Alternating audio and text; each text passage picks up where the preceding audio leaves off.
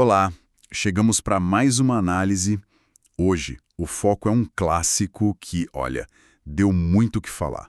São Paulo contra Palmeiras. Um jogaço, né? Pois é, o placar final foi 3-2 para o Palmeiras, uma virada daquelas, mas, sabe, o resultado quase ficou em segundo plano. Com certeza. O que pegou fogo mesmo foi uma decisão da arbitragem ali no segundo tempo. Exato. Gerou uma onda de protestos, muita reclamação e até chamaram de circo nas redes sociais. Enfim, vamos tentar desemaranhar essa história. Vamos sim. A nossa conversa aqui vai mergulhar nos momentos decisivos desse jogo, com base no que foi relatado, claro, e dando uma atenção especial para esse lance aí. Um possível pênalti para o São Paulo que não foi marcado. E que virou o centro de toda a discussão depois do jogo, né? Isso. Então, a ideia é reconstruir a sequência dos fatos, entender como o jogo se desenrolou, olhar para essa jogada polêmica de vários ângulos, jogadores, árbitro, a repercussão toda. E tentar avaliar como esse momento pode ter, talvez, influenciado a virada do Palmeiras. E que virada, hein? E não foi uma virada qualquer, colocou o Palmeiras na liderança isolada do Brasileirão. Então a gente vai desde a vantagem que o São Paulo construiu no primeiro tempo, Que parecia sólida. parecia, né? Até essa reviravolta do Palmeiras, passando, claro, por esse lance da arbitragem que marcou o jogo. Perfeito. Vamos começar então pelo início da partida. O Palmeiras entrou tentando impor seu ritmo, pressionando a saída de bola do São Paulo. Essa pressão inicial deu resultado. Olha, nos primeiros minutos, sim, teve uma pressão mais forte do Palmeiras. O goleiro Rafael do São Paulo teve que trabalhar logo cedo, fez umas defesas importantes ali, Certo. mas essa intensidade não durou muito, não. Aí, aos 14 minutos, veio um erro defensivo que, bom, mudou o cenário. Um erro individual, é isso? Isso, precisamente. O Murilo, zagueiro do Palmeiras, tentou um passe ali na defesa que acabou virando uma assistência para o São Paulo, né? O Sabino interceptou, Marcos Antônio avançou e a bola chegou no Luciano. E o Luciano não perdoa numa dessas, né? Não mesmo. Defesa do Palmeiras meio desarrumada, o Everton saindo do gol. Ele teve a calma para deslocar o goleiro e marcar. Foi o gol 99 dele pelo São Paulo, uma marca expressiva. E esse gol parece que deu uma baqueada no Palmeiras, né? Ah, sem dúvida. Mudou totalmente a dinâmica que a gente via no começo. O Palmeiras parece que sentiu o golpe, sabe? Perdeu aquele ímpeto. E o São Paulo, por outro lado, começou a controlar melhor o jogo, ganhou confiança. E essa confiança virou mais um gol ainda no primeiro tempo, aos 34 minutos. Gonzalo Tapia ampliou. Como é que foi essa jogada? Então, foi uma jogada que começou com o Enzo Dias sendo bem combativo na marcação ali pela esquerda. Ele roubou a bola e cruzou para a área. E o Tapia? O Tapia apareceu livre, assim, bem posicionado e finalizou bem. 2-0 para o São Paulo, festa no Morumbi, claro. Natural. E a sensação geral era que o São Paulo tinha o jogo na mão naquele momento. O primeiro tempo terminou assim, com essa vantagem sólida e uma atuação bem convincente do São Paulo. Certo. Chegamos então ao segundo tempo. E logo aos 6 minutos vem o lance que virou o grande foco de toda a discussão. Você pode descrever a jogada pra gente? Claro, foi assim. O Luciano recebeu a bola ali perto da área e deu um passe para o Gonçalo Tapia, que estava invadindo pelo lado direito. No momento em que o Tapia se preparava, talvez, para finalizar ou dominar a bola, o Alan, volante do Palmeiras, que vinha na cobertura, escorregou. E nesse escorregão, ele acabou atingindo o atacante chileno. Foi um choque forte dentro da área. E a decisão do árbitro em campo? Foi na hora. Foi imediata. O árbitro Ramon Abate Abel estava bem perto do lance e mandou o jogo seguir, gesticulando, indicando que não tinha sido pênalti. E importante, o VAR, o árbitro de vídeo, depois daquela checagem silenciosa, não recomendou a revisão no monitor, manteve a decisão de campo. E isso, claro, gerou protesto na hora. Quais foram as reações ali no campo que mais chamaram a atenção? Foram bem intensas. E, claro, de lados opostos. O Luciano foi um dos que mais reclamou, foi para cima do árbitro, dizendo algo como: pode ir lá que é pênalti. Certo. Já o goleiro Everton do Palmeiras respondeu na mesma hora. Tipo, escorregou, pô, não tem nem sentido. O banco do São Paulo, os jogadores em campo, todos ficaram indignados. A torcida também, claro. E fora de campo, a repercussão foi gigante, né? Enorme. Muita gente, inclusive torcedores de outros times, E até alguns palmeirenses, segundo as fontes, acharam que foi pênalti sim. Aí que aquele termo circo começou a circular com força nas redes sociais, criticando a decisão. E a gente tem alguma informação sobre a justificativa do árbitro, do Ramon Abate Abel, para não ter marcado o pênalti? Olha, o que circulou, baseado em leitura labial, foi reportada, é que o árbitro teria focado justamente no escorregão do Alan para justificar. Ah, o escorregão como causa principal. Exato. Ele teria dito algo como: escorregou, o toque ocorreu, mas é sem bola. Tá? Ou seja, ele reconheceu que houve o contato físico, o choque, Sim. mas interpretou que a causa foi o escorregão acidental do Alan e não uma falta deliberada na disputa pela bola. Tipo, o contato foi uma consequência do desequilíbrio e não uma infração em si. Uma interpretação que, nossa, obviamente gerou muita, mas muita controvérsia. E aqui a gente chega num ponto-chave.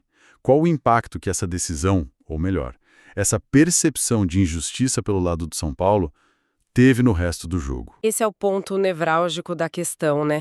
Porque, assim, independentemente da interpretação correta do lance, se foi pênalti ou não, e isso sempre vai ter debate, a sensação de ter sido prejudicado pode ter mexido muito com o psicológico do time do São Paulo. Faz sentido. A partir dali, especialmente da metade do segundo tempo pra frente, a gente notou uma mudança clara. O São Paulo pareceu ficar mais irritado, talvez um pouco desconcentrado. Enquanto o Palmeiras, talvez sentindo essa vulnerabilidade do adversário, começou a acreditar mais na reação, sabe? Foi, de certa forma, um catalisador emocional para os dois lados. Então, essa irritação do São Paulo acabou coincidindo com uma melhora do Palmeiras em campo. Exatamente. O Palmeiras começou a intensificar a pressão. E aí, aos 24 minutos do segundo tempo, conseguiu diminuir o placar. Vitor Roque, depois de uma tabela envolvendo o Souza e o Maurício, marcou de cabeça. O 2-1, isso deve ter dado um gás pro Palmeiras. Com certeza. Deu um novo ânimo para o time e aumentou a pressão sobre o São Paulo, que já parecia um pouco abalado. E o empate não demorou muito para sair depois disso, né? Não demorou. O Palmeiras continuou em cima, buscando o gol, e o São Paulo, por outro lado, demonstrava nervosismo. Aí o gol de empate saiu. Flaco Lopes recebeu um passe do Maurício na entrada da área e acertou um chute lindo no ângulo. Golaço. Um golaço mesmo, para fazer 2-2. Isso. Todo igual. Com o placar empatado, a tensão, que já devia estar alta por causa do lance do pênalti, deve ter ido lá pro teto, imagino. Totalmente. O jogo ficou ainda mais pegado, sabe? Mais nervoso. Logo depois do empate, teve até um lance que ilustra bem esse clima. Qual? Um desentendimento bem ríspido entre o Enzo Dias e o Vitor Roque depois de uma disputa de bola. A coisa esquentou ali, gerou um princípio de confusão, um jogador de um time pra cima do outro, os bancos se envolveram. Nossa. Precisou o pessoal do deixa disso entrar pra separar e o jogo poder continuar. Isso mostra como os nervos estavam realmente à flor da pele naquele momento. E nesse cenário de tensão máxima, entra em jogo aquele fator que a gente sempre associa ao Palmeiras, especialmente com Abel Ferreira. A capacidade de buscar resultado no fim, a tal mentalidade de virada. Isso pesou ali? Olha, é um elemento importante para considerar, sim. O Palmeiras construiu essa fama, essa identidade de ser um time muito resiliente, que luta até o último minuto, o time da virada, como a torcida canta. É verdade. Mesmo jogando fora de casa, num ambiente que ficou hostil depois da polêmica toda, essa mentalidade pode ter sido um fator a mais para eles não desistirem e continuarem buscando a vitória até o fim. E a virada aconteceu mesmo, já nos minutos finais. Que roteiro! Aconteceu. Aos 43 minutos do segundo tempo, um cruzamento para a área encontrou Ramon Souza, que subiu bem e cabeceou para o gol. 3-2. Uma virada espetacular para o Palmeiras. E para o São Paulo, imagino, muito dolorosa pela forma como tudo aconteceu. Certamente. Uma partida que parecia controlada e escapou dessa forma. Além da vitória no clássico em si, qual foi a consequência imediata desse resultado para o campeonato? Foi direta e muito, muito relevante. Com esses 3 pontos conquistados de forma tão dramática, o Palmeiras assumiu a liderança isolada do Campeonato Brasileiro. Ah, então o impacto foi grande na tabela. Enorme, foi além da rivalidade do clássico, foi um resultado que mudou a configuração da briga pelo título naquele momento E a forma como a vitória veio, essa virada depois de um lance de arbitragem tão contestado, só adiciona mais um capítulo tenso à história desse confronto, né? Fazendo um resumo rápido, então. Tivemos um São Paulo que começou muito bem, abriu 2-0, parecia controlar o jogo. Sim. Aí veio o segundo tempo, o lance do possível pênalti não marcado no Tapia, que inflamou a partida e irritou demais o time da casa. Exato, ponto de virada emocional, talvez. E na sequência, o Palmeiras reagiu, foi pra cima, empatou e conseguiu a virada nos minutos finais, garantindo não só a vitória no Clássico, mas a liderança do campeonato. É isso. Ou virando o ponto central de um clássico que já é sempre carregado de tensão e rivalidade. Essa decisão, combinada com a resiliência, a capacidade de reação do Palmeiras e talvez com o abalo emocional do São Paulo, moldou um resultado final de impacto gigantesco para a competição. Mostra bem a paixão, a pressão e como momentos específicos podem ter desdobramentos enormes no futebol. E mostra também que olhar só para o placar final muitas vezes não conta nem metade da história de um jogo de futebol, não é verdade? Definitivamente não. Uma análise um pouco mais a fundo como essa que a gente tentou fazer revela essas camadas todas. Atenção às decisões cruciais e, nesse caso, super controversas, o impacto psicológico nos atletas, a atmosfera criada pela torcida. Todos esses elementos. Sim, são todos esses fatores que fazem o futebol ser tão fascinante e muitas vezes tão imprevisível. A narrativa vai muito além dos gols e do tempo no cronômetro. E deixa sempre essa margem para discussão, para diferentes interpretações, o que alimenta a paixão também. Exato.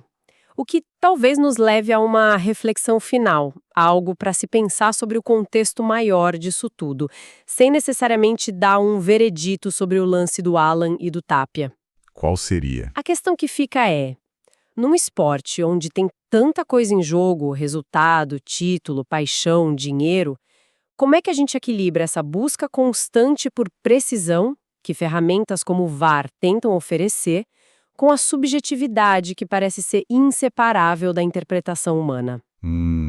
Boa pergunta. Especialmente em lances complexos como esse, um escorregão seguido de contato dentro da área, até que ponto a tecnologia pode, ou talvez até devesse, eliminar a controvérsia que parece ser parte da própria natureza do julgamento humano no futebol? É uma pergunta difícil. Uma pergunta bem complexa, com muitas nuances e, provavelmente, sem uma resposta única ou fácil. Fica aí pra gente pensar.